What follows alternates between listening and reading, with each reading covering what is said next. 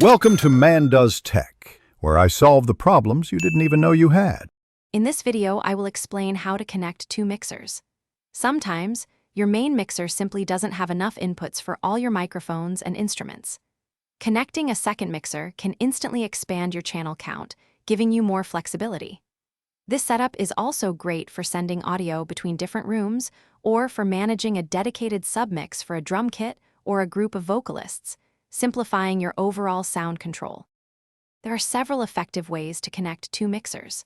A common method involves taking the main stereo outputs from your submixer and plugging them into a stereo pair of line-level inputs on your main mixer.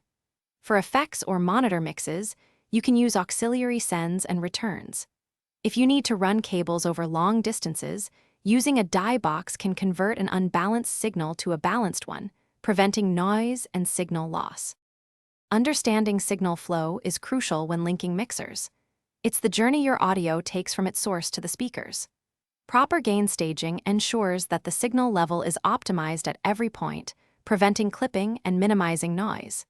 Aim for unity gain at various stages, meaning the signal neither boosts nor cuts, maintaining a clean and clear sound without introducing unwanted artifacts.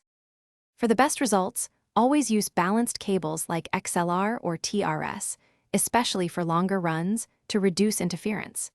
Ensure you connect line-level outputs to line-level inputs to maintain proper signal strength and avoid overdriving preamps.